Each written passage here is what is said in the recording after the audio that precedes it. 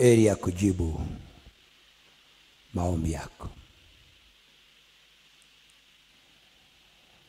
Naandika kichwa, narudia tena kichwa chetu Jumatano hii ya majivu.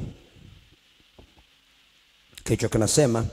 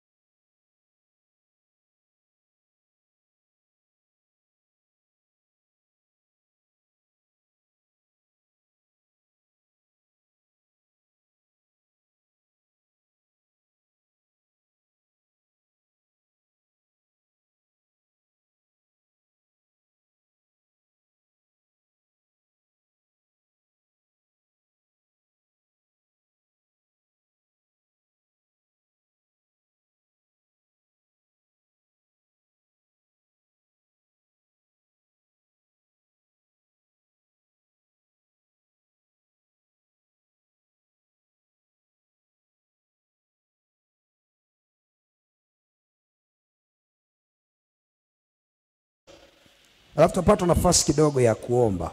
Bwana Yesu asifiwe. Bwana Yesu asifiwe.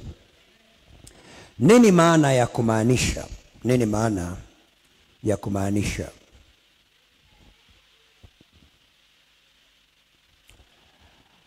Kumaanisha jambo ni kunuia kitu akilini na moyoni bila ya kusita au kuwa na wasiwasi.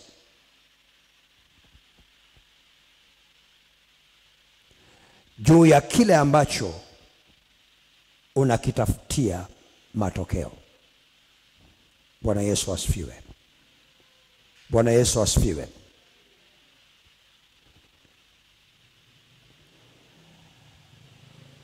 Ninapozungumza juu ya somo hili, malengo ya somo letu ni kutupeleka kwenye eneo la kuomba, hususan kipindi hiki ambacho tumeanza Kwaresma, na tuone majibu yetu yanatokea pasipo kujitesa bila kuwa na majibu. Bwana Yesu asifiwe. Bwana Yesu asifiwe. Watu wengi sana wanaomba lakini hawapati majibu. Watu wengi sana wanamtafuta Mungu lakini hawapati majibu positively ambayo walitakiwa kuyapata, kwa sababu kuna kipengele kinachokosekana kinachoitwa kumaanisha. Bwana Yesu asifiwe. Bwana Yesu asifiwe. Neno kumaanisha lina upana sana, lakini kwa sababu Mungu ametupa nafasi ya kujifunza kidogo, na ikiwa ni siku ya kwanza tunapoanza Kwaresma,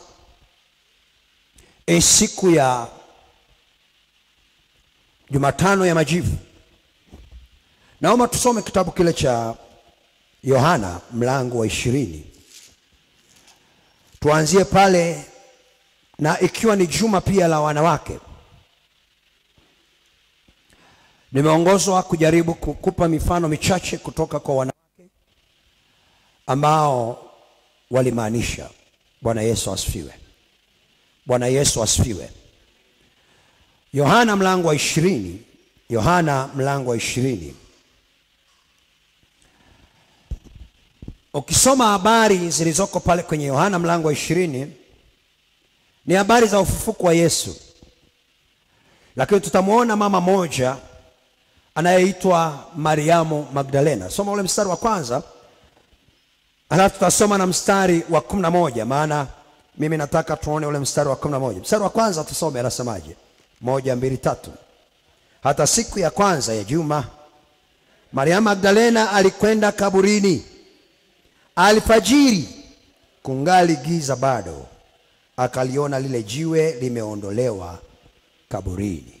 Mstari wa 11. Lakini Mariamu alikuwa akisimama karibu na kaburi nje yake analia. Basi akilia hivi, aliinama na kuchungulia ndani ya kaburi. Kusoma mistari inayofuata, baada ya kulia na kulia vile, akainama, ndivyo akasikia, akaona malaika wawili. Bwana Yesu asifiwe. Bwana Yesu asifiwe.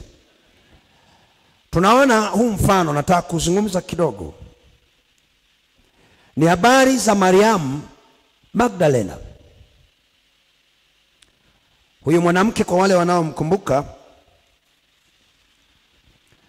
ni mwanamke ambaye Biblia inatuambia aliwahi kutolewa pepo 7.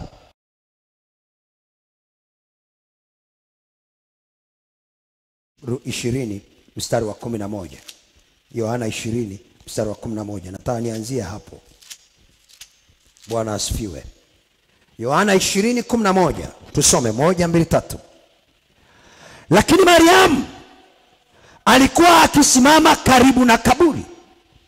Alipofika pale, Biblia inasema aliona jiwe limeshaviringishwa na Yesu hayupo ndani.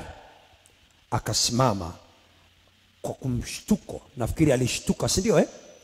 Aliposhtuka, Biblia inatuambia akasimama karibu na kaburi nje yake analia.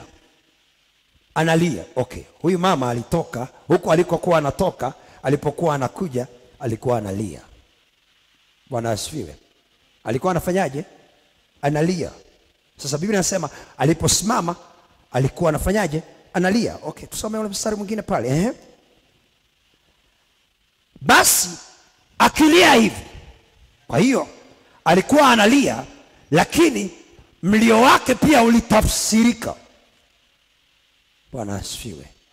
Bwana Yesu asifiwe. Aliinama na kuchungulia ndani ya kaburi.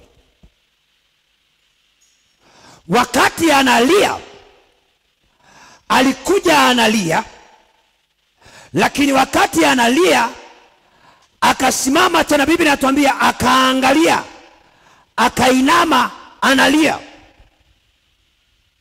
Bwana asifiwe. Bwana Yesu asifiwe. Alipokuwa analia wakati anakuja, na wakati alipokuja, aliposimama pale, namna ya kulia kwake kulibadilika.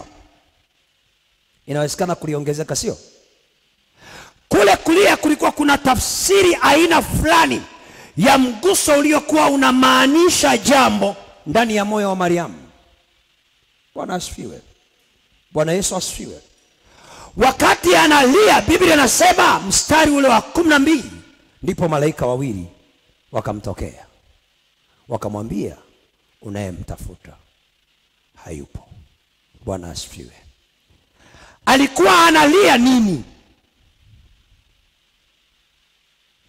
Alikuwa analia wameachwa wapweke. Ni siku ya 3.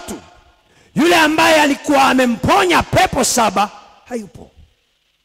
Yule ambaye alikuwa amemtumikia hayupo. Amekufa, wameachwa mahali pagumu. Pamoja na wanafunzi wenzake kina Petro walikuwa tayari wamejifungia mahali kwa sababu ya hofu. Yeye ndani akiwa ana ile ahadi. Biblia inasema alienda, wakati ameenda alikuwa na mazingira ndani ya kitu anachokitazamia. Na alipofika pale, mazingira aliyokuwa yanatazamia yalimbadilisha. Biblia inasema akalia zaidi tofauti na alivyokuwa. Bwana asifiwe sana. Bwana Yesu asifiwe sana. Bwana Yesu asifiwe. Bwana Yesu asifiwe. Wakati wenzake wao kwenye giza nene, yeye alitafuta namna ya kutoka kwenye hilo giza. Bwana asifiwe. Alipofika mle, alipopata taarifa ya kwamba Yesu hayupo humu, ndiye mwanamke wa kwanza aliyekimbia, akaenda akafika mpaka mle walipo kina Petro. Akawaambia kina Petro, yule Bwana alikowekwa hayupo, amefufuka, nimepewa taarifa. Ndipo kina Petro saa 1 saa 2 hivi wanatoka na wao wanakimbia kwenda kuangalia mazingira. Lakini kuna mwanamke mmoja ambaye ndani yake alimaanisha, alipofika pale mbingu zikatuma malaika wa kumpa majibu ya hali iliyopo. Bwana asifiwe. Bwana Yesu asifiwe.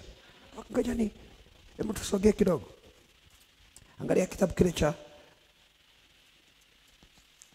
Esther. Kitabu cha Esther. Na kitu nataka nikizungumze na wewe jioni leo. Bwana asifiwe sana.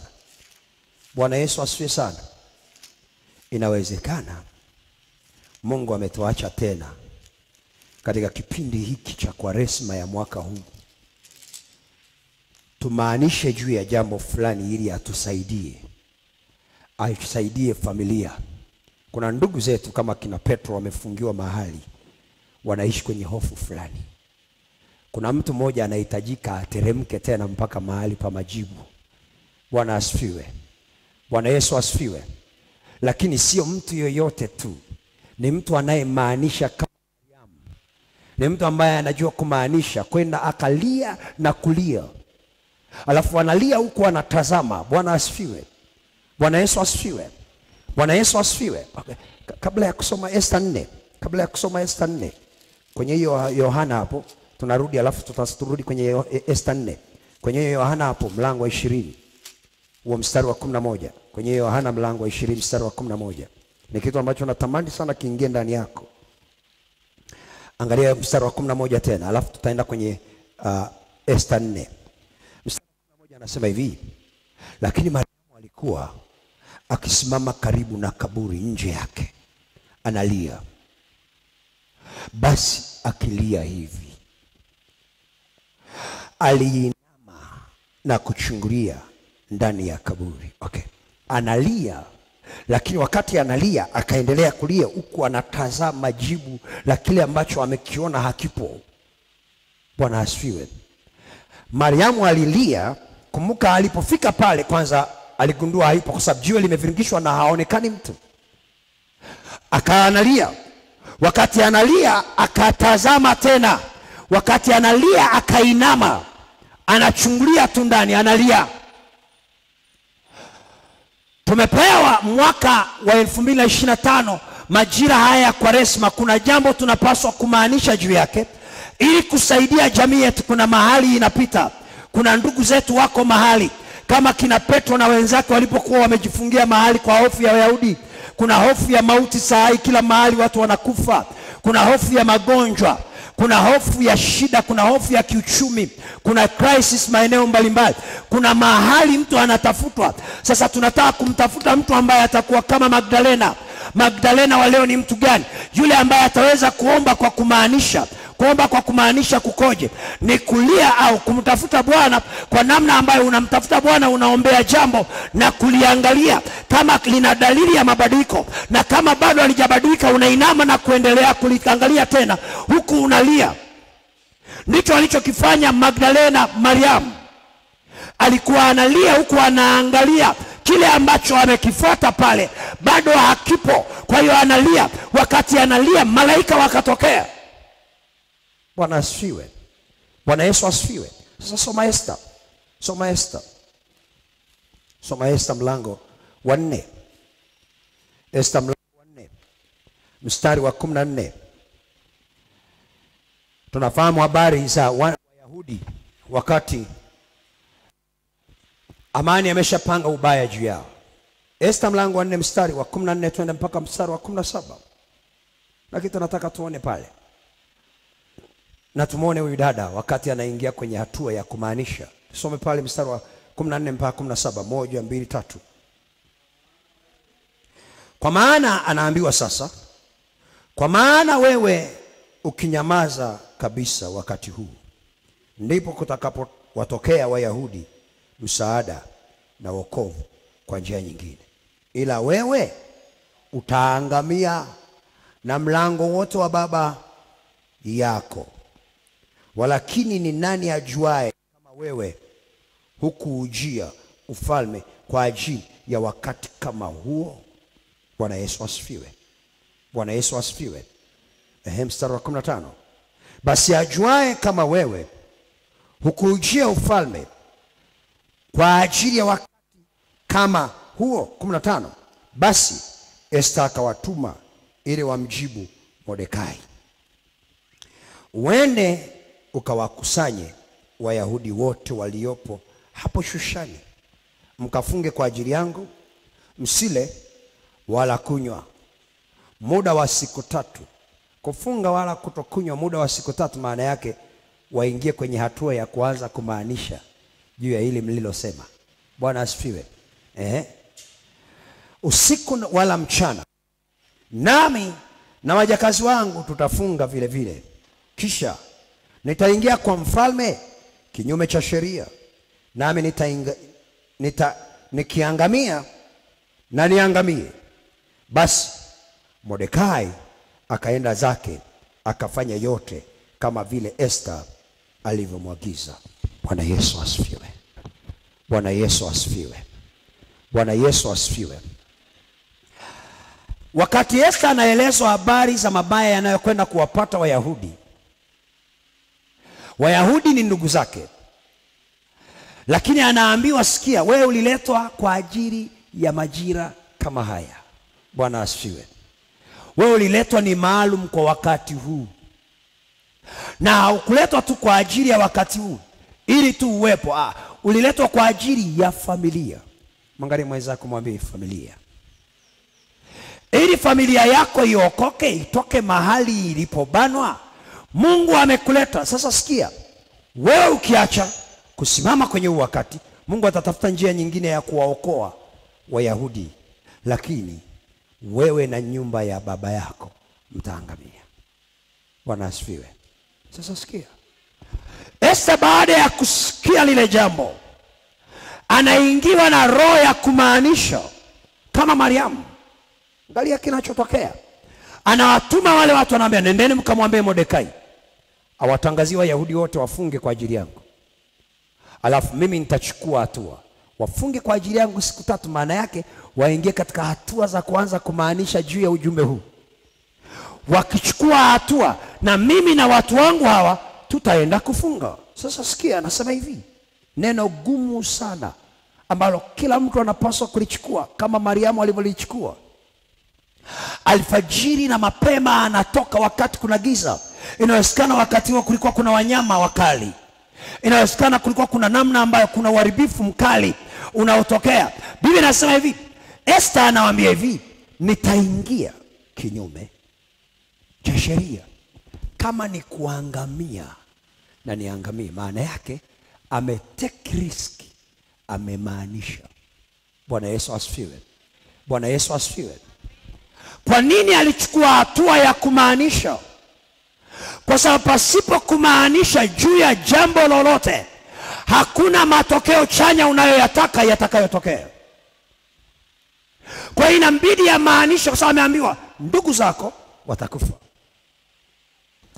wewe binafsi utakufa, na mlango wako utaangamia.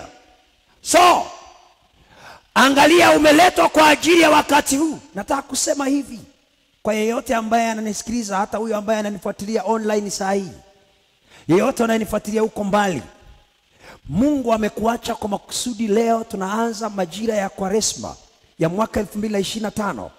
Nataka kukumbusha jambo, Mungu amekuacha kwa makusudi kwa ajili ya familia yako. Kuna mahali mnatakiwa kutoka, kuna mahali mmefungiwa. Wayahudi walikuwa wamefungwa mahali pa amani, lakini Biblia inatuambia wale Wayahudi wale wanafunzi wa Yesu walikuwa wamejifungia mahali kwa sababu ya hofu ya Wayahudi. Kwa hiyo kuna utofauti huko hapa. Walikuwa wamejifungia kwa hofu ya Wayahudi, lakini Wayahudi walikuwa wamefungiwa kwa mpango wa amani. Inawezekana wewe haupo kwenye mpango wa amani, lakini pia haupo kwenye hofu ya Wayahudi. Kuna tatizo ambalo mnapitia kwenye familia,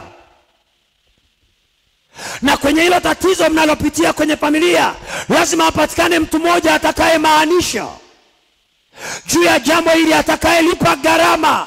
Mariamu Magdalena alilipa gharama. Ile ilikuwa ni gharama kubwa sana ya kwenda alfajiri, kupita kwenye pori, kupita mahali pagumu, kwenda. Hakujali kuna maaskari wanaolilinda kaburi. Akasema liwalo na liwe. Ngoja nikwambie, kuisaidia familia ya kwenu itoke mahali ulipo, sio tu kuomba, sio tu kulia, lakini kuna gharama ya kulipa. Na mimi nataka kukumbusha, Yesu amelipa gharama, lakini ili kuichukua ile gharama ya Yesu, lazima tuingie katikati ya mateso yake, kwa kumaanisha kile alichokifanya. Bwana asifiwe. Bwana Yesu asifiwe. Lazima tumaanishe. Tusipomaanisha, kuna kitu kinapungua, kuna kitu kinapotea. Angalia kitabu cha Mathayo. Yesu alipoingia kwenye huo mfumo, angalia kitu ambacho anamwambia yule mama wakati ule pale. Angalia pale. Angalia pale. Bwana asifiwe sana. Bwana Yesu asifiwe. Haleluya. Au angalia kile kitabu cha Luka.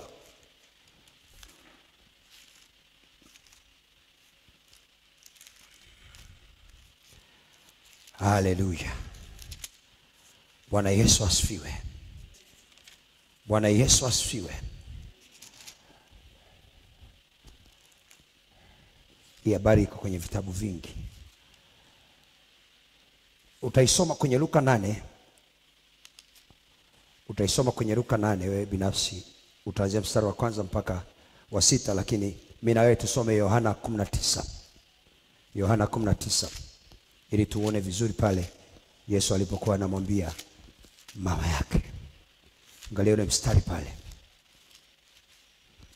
Yohana 19. Na ni majira kama haya alisema na mama yake. Yohana 19 mstari wa 25 mpaka 27. Hebu tusome mstari hapo. Bwana asifiwe. Hebu tusome moja.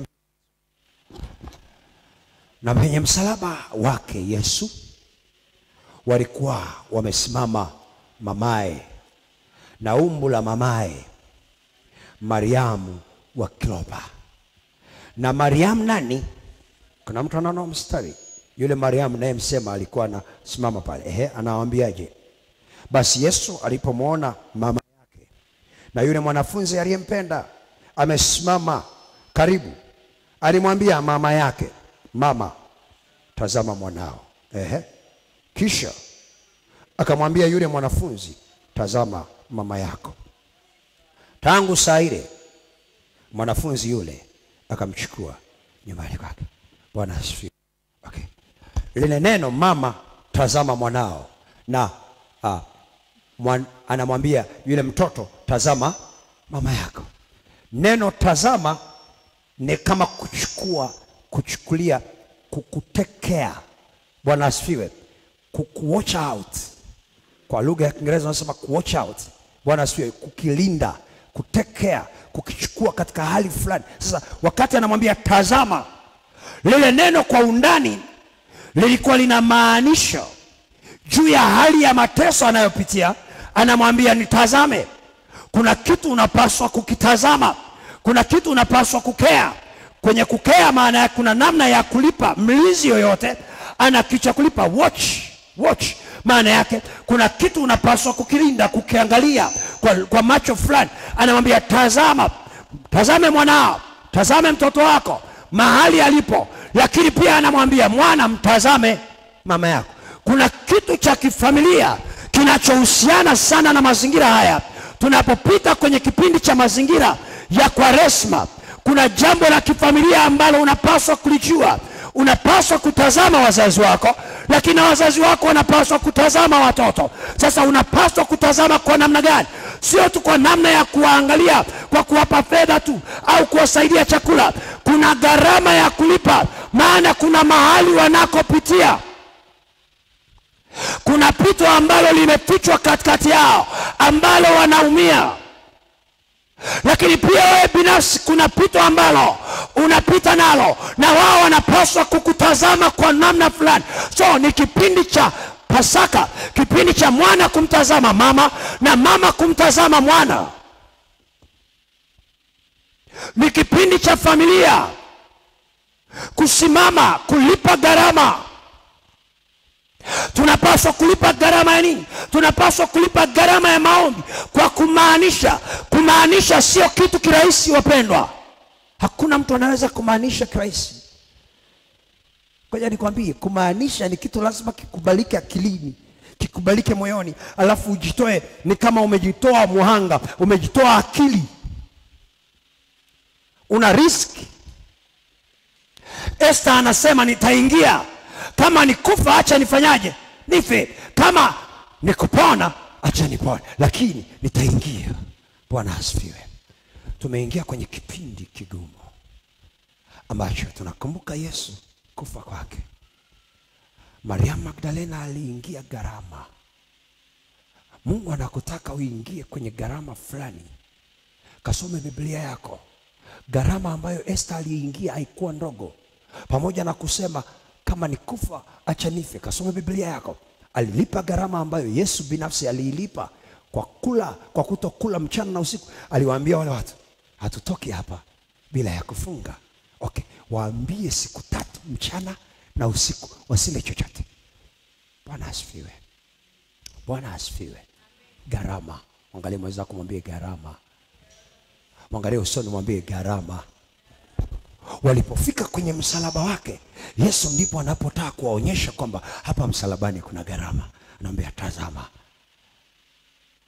Mwezi huu tunaomtazama msalaba ndio kipindi cha kuangalia gharama. Sasa gharama iko kwenye kumaanisha. Muulize mwenzako, mwambie unaombaga kwa kumaanisha. Kuna mambo yanayotesa familia yako. Inawezekana familia yako wako mahali kama wanafunzi walipokuwa wamejifungia kwa hofu ya Wayahudi. Sasa wao hawapo kwenye hofu ya Wayahudi. Kuna tatizo linawatesa, pengine kansa, pengine wanapita kwenye pressure, pengine wanapita kwenye tatizo la kiuchumi, pengine tatizo la kutokuolewa, pengine tatizo la kutokuoa, pengine wanapita kwenye eneo ambalo ni gumu, hata eneo la chakula kwao ni gumu. Hawana msaada, hawana mali, wanafanya kazi lakini hawaoni faida. Kaiangalie familia yako. Na mimi nataka tunaposimama kwenda mbele za Bwana, kama ni kulia, lazima ufike mahali kiwango cha kulia kama Mariamu Magdalena. Alilia alipofika, lakini Biblia inasema aliinama akaendelea kulia wakati anachungulia. Hujanielewa? Unaweza ukawa unalia alafu haionyeshi msisitizo. Biblia inasema alilia alipofika pale amesimama pembeni ya kaburi, alilia. Lakini Biblia inasema wakati analia akainama. Biblia inasema akalia hivi. Maana yake alibadilisha style, akainama alafu akalia. Unajua ukilia wakati umeinama unaumia zaidi kuliko ukilia wakati umesimama. Sijui kama unanielewa. Kuna gharama ya kulia wakati umeinama na kuna gharama ya kulia wakati umesimama. Havifanani. Ukilia wakati umeinama kunaumiza mpaka tumbo. Bwana asifiwe. Kitu gani alikuwa anatafuta Magdalena? Majibu. Wamempeleka wapi Bwana wetu? Kuna majibu unataka. Malaika hawawezi kuja mpaka umemaanisha. Yuko malaika wa familia yenu anatakiwa kuleta ujumbe, lakini hawezi kuja mpaka umemaanisha. Yuko mwanamke mmoja anatakiwa kumaanisha kama Magdalena. Na sisi watakatifu wanaume tulioko kwenye kanisa kipindi hiki, na sisi ni wanawake, tunapaswa kumaanisha. Maana kanisa Mungu analitazama kama mwanamke. Kwa hiyo hata wanaume sisi, Mungu anapotutazama kama kanisa anatutazama kama wanawake. Maana yake kuna gia ya kuengage wakati tunaingia kwenye kipindi cha toba. Nisikilize, ni kipindi cha toba, lakini unatubia nini? Unaweza ukatubu kikawaida, unaweza ukatubu kwa namna ya kawaida, lakini kafuatilie, kuna kutubu kwa kumaanisha. Kuna kuungama kwa kumaanisha. Watu wengi sana kawafuatilie, wanaomba lakini hawamaanishi. Si unajua? Na ukiomba bila kumaanisha, ujumbe kutoka mbinguni hauwezi kuja. Unanisikia? Esther aliingia gharama. Bwana Yesu asifiwe. Esther alisema kama ni kufa acha nife. Kuna mzigo wa familia yenu Mungu anataka uubebe. Na mwezi huu Mungu anataka awajibu. Wewe uliyekuja kunisikia na wewe unayenisikia, nataka uelewe kwamba kuna majibu Mungu anataka kuyatoa kwenye maisha yako. Inawezekana kuna mahali umekaa kwa muda mrefu unateseka. Kuna jambo hauna jibu nalo. Yuko malaika mahali anasubiri namna ambavyo utamaanisha juu ya hilo jambo. Wayahudi wakati wako kwenye tatizo waliambiwa wafunge siku 3. Na Esta naye watu wake wafunge siku 3. Wakati wanafunga, Esta akasema liwalo na liwe, kama ni kuangamia nitaangamia, hamna shida. Maana yake alimaanisha. Nataka tukamaanishe jioni leo. Tunaingia kwenye hatua ya kubeba familia. Mama, tazama watoto wako. Watoto, tazama wazazi wako. Tazame baba yako anavyoteseka. Rudi pale. Tazama ndugu zako wanavyoteseka. Usilie kwa sababu tu unaliaga. Unapaswa kujua kuna kiwango cha gharama fulani ya kulipa ya maombi ya kumaanisha tofauti na ulivyo. Bwana asifiwe. Jifunze kipindi hiki. Chochote unachokifanya kwa kumaanisha, nataka nikuhakikishie, watu wangekuwa wanafanya vitu kwa kumaanisha, wanapata matokeo ya haraka kuliko wanapofanya kikawaida. Usifanye chochote kikawaida. Ukifanya chochote kikawaida, huwezi kupata matokeo. Ngoja nikueleze, kuna watu kwenye Biblia walimaanisha mambo. Ukisoma Biblia yako, kuna mtu mmoja anaitwa Elia. Biblia inasema katikati ya hicho kipindi kukiwa na uharibifu mkubwa, Elia ametokea huko alikotokea. Biblia inasema alifika mahali akasema, kwa neno langu mvua haitanyesha miaka 3.5. Kwa neno lake. Biblia inasema alikuwa mwanadamu kama sisi, lakini kilichomfanya kuonekana alibadilisha ile hali. Biblia inasema aliomba kwa bidii. Bidii maana yake nini? Alimaanisha juu ya kile alichokuwa anakifanya. Na akasema kutokea leo hakuna atakayezifungua mbingu tofauti na mimi kwa neno langu. Ukisoma Wafalme wa kwanza mlango wa 17 mstari wa kwanza, unamshangaa huyu Bwana. Na ukisoma kitabu cha Yakobo mlango wa 5 mstari wa 17, utamwona anachokisema. Wafalme wa kwanza mlango wa 17 mstari wa kwanza anasemaje? Kama umepata hebu soma.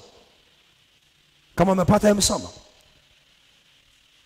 Lazima umaanishe. Kuna mtu hapa lazima useme kwa neno langu, kwa maombi yangu. This time round, ndugu zangu wanaenda kutoka mahali. Punga kibwebe, lia kama ni kulia. Sikia, usilie kikawaida. Magdalena alilia, lakini aliinama akalia huku anachungulia matokeo bado au yapo wapi. Malaika wakatokea. Wakati unalia kwa ajili ya baba yako, malaika waje waseme juu ya familia yako. Wakati unalia kwa ajili ya watoto wako, kwa ajili ya uchumi wa kwenu, malaika waje waseme. Wakati unalia kwa ajili ya uzao, malaika atokee. Na this time round Mungu anaenda kukujibu, anaenda kujibu maombi yako. Unachopaswa kuengage ndani yako, maanisha juu ya unachoombea. Anasema juu mstari, basi Elia Mtishbi kutoka Tishbi katika Gileadi akamwambia Ahabu, kama Bwana Mungu wa Israeli aishivyo, ambaye ninamtumikia, hapata kuwa na umande wala mvua katika miaka hii isipokuwa kwa neno langu. Unajua ni mtu ambaye alitokea amemaanisha. Na Biblia inasema kuanzia pale hakukuwa na mvua miaka 3 na miezi 6. Nisikilize, familia yako inakusubiri. Pengine ni Esther wewe, au ni Magdalena. Wanafunzi wengine wanakusubiri somewhere, wanateseka. Wao wamejifungia. Ngoja nikwambie, wakati wao wamejifungia wao, wewe toka asubuhi. Wakati wamejifungia wao, ondoka kama Mariamu, nenda kalipe gharama. Wakati wao wamejifungia, Mariamu hakuona shida, akasema wakati wao wako kule, usiku wanaondoka.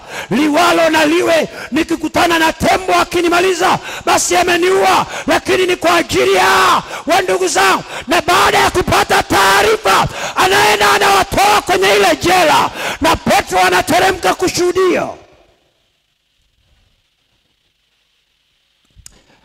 Kuna habari nzuri zimefichwa za ndugu zako, lakini ni kwa sababu mtu mmoja hajamaanisha. Simama mahali ulipo tuombe.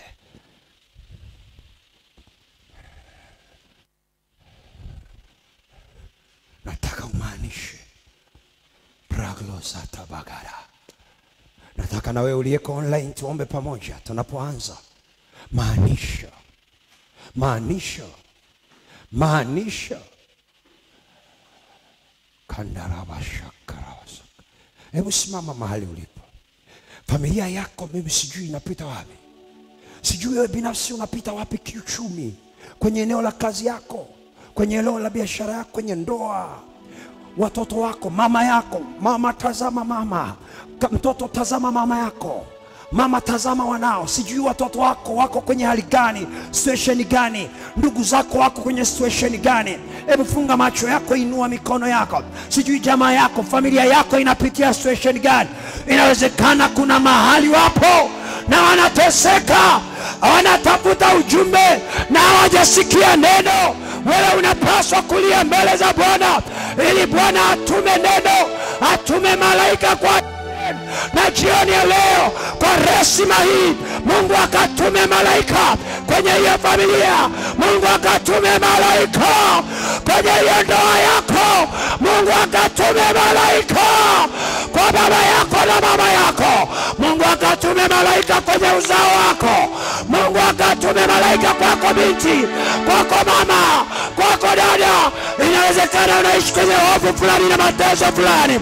Jioni ya leo Mungu akasikie tunapoanza kumaanisha.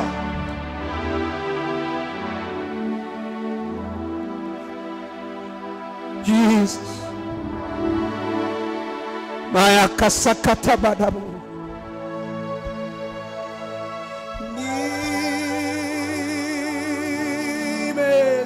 Nimesogea.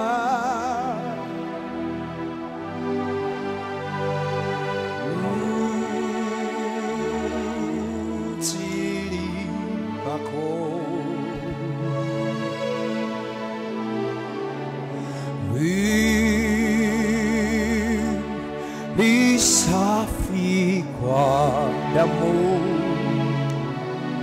yako,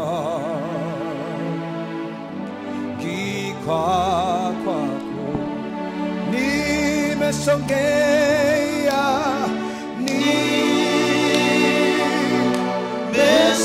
nimesogea.